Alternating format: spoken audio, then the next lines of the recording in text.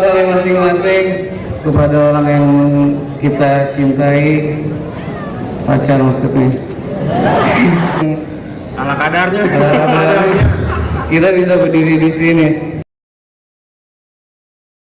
Dalam sejarah rock and roll, musuh terbesar seorang musisi bukanlah kritikus, melainkan kekuasaan. Dan ketika sebuah band yang lahir dari rahim jalanan mulai makan malam di istana, saat itulah roh perlawanan mereka mati. Selamat datang di Nua Distorsi. Hari ini kita akan membedah luka lama yang tak pernah sembuh di kalender musik Indonesia. Perang abadi antara pemuja slang formasi 13 melawan formasi 14. Perdebatan ini bukan lagi urusan cetek soal siapa yang skill gitarnya paling jago atau aransemen mana yang paling rapi. Ini adalah perdebatan tentang harga sebuah idealisme. Kita akan membedah bagaimana formasi 13 menjadi mahakarya pemberontakan yang tak tergantikan. Dan bagaimana formasi 14, meski sukses menjadi raksasa industri, telah melakukan distorsi terbesar dalam sejarah rock Indonesia, yaitu menggadaikan taring mereka demi menjadi pelat pelindung kekuasaan. Mari kita putar waktu ke tahun 90-an.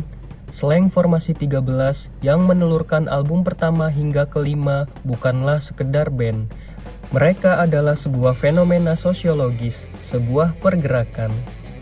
Di era di mana pemerintah membungkam suara rakyat, slang formasi 13 hadir mendobrak pasar dengan gaya musik yang liar dan lirik yang telanjang. Mereka mewakili kegelisahan akar rumput yang kotor dan apa adanya. Gang Potlot saat itu bukan sekedar studio, melainkan rahim yang melahirkan pemberontak-pemberontak murni, menelurkan band-band beraliran rock and roll sejati seperti The Flowers. Bagi kaum Puritan, formasi 13 adalah formasi dewa. Tapi kita tahu sejarahnya. Formasi ini hancur. Bongki, Pai, dan Indra Ki harus menelan pil pahit ditendang keluar dari band. Tapi perhatikan baik-baik. Mereka hancur bukan karena menjual idealisme. Mereka hancur karena distorsi narkoba yang menggerogoti tubuh mereka sendiri. Ketiganya keluar dari slang dengan kepala tegak sebagai seniman murni, meninggalkan sebuah standar karya yang hingga hari ini dianggap sebagai mahakarya absolut. Lalu lahirlah formasi 14. Untuk bersikap adil, formasi 14 di masa awal kelahirannya sama sekali tidak buruk. Walaupun secara musikalitas warna formasi 13 jauh lebih kaya, dan para slankers lawas masih berdarah-darah belum bisa move on, Bim Bim dan Kakak membuktikan bahwa mereka masih punya taring. Formasi 14 di akhir 90-an masih sejalan dengan roh perlawanan pendahulunya. Mereka membuktikan nyali mereka. Pada tahun 1998, di tengah panasnya gas air mata reformasi, slang formasi 14 turun ke jalan.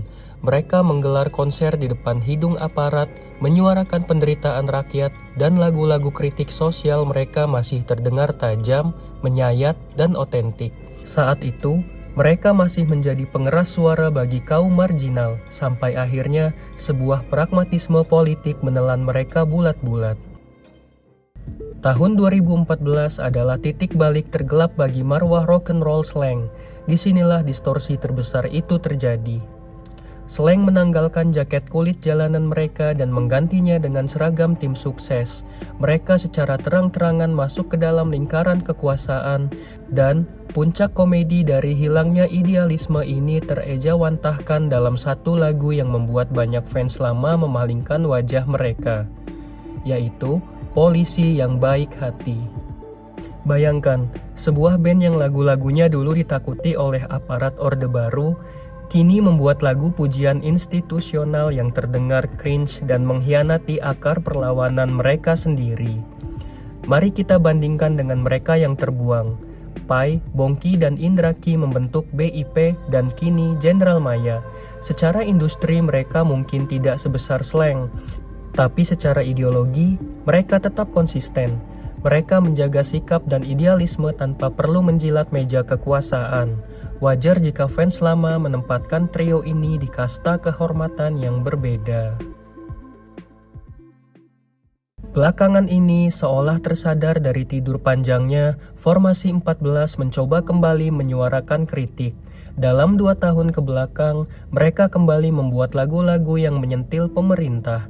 Mereka mengkritik kebijakan pajak, oligarki, hingga fenomena politik terbaru. Tapi, apa respons publik? Hambar. Antusiasme itu sudah mati. Fans lama hanya bisa tersenyum sinis dan menertawakan. Kenapa? Karena garis politik Formasi 14 sudah terlanjur ditarik terlalu tebal. Ketika seorang musisi yang sudah belasan tahun menjadi cheerleaders kekuasaan tiba-tiba kembali melontarkan kritik, suaranya tidak lagi terdengar seperti jeritan murni rakyat. Di telinga publik, kritikan itu hanya terdengar seperti kekecewaan partisan, seperti pendukung yang sedang ngambek karena kehilangan panggung. Nasi sudah menjadi bubur.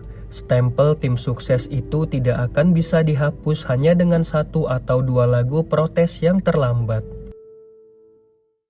Jadi, siapa pemenang sesungguhnya antara Formasi 13 dan Formasi 14 ini? Jika kita melihat dari kacamata institusi dan bisnis, Formasi 14 menang telak. Mereka berhasil survive di kejamnya belantika musik Indonesia, menunjukkan kedewasaan, membuang konflik ego, dan bertahan puluhan tahun sebagai mesin industri yang raksasa. Itu adalah sebuah prestasi luar biasa yang tak bisa dibantah. Namun, di dalam buku suci sejarah musik rock and roll, Formasi 13 menang mutlak di hati para penggemar. Mahakarya di album pertama hingga kelima dipadukan dengan idealisme tanpa kompromi, menciptakan sebuah fenomena murni yang tidak akan pernah bisa diulang di era modern ini. Formasi 14 mungkin berhasil menyelamatkan perut dan masa depan band mereka, tapi Formasi 13 selamanya menyelamatkan jiwa rock and roll itu sendiri. Setujukah kalian bahwa berpihak pada kekuasaan adalah bentuk bunuh diri terburuk bagi seorang seniman? Ataukah Formasi 14 hanya sekedar bersikap realistis demi bisa terus hidup? Tulis argumen tajam kalian di bawah. Ini Nuah Distorsi.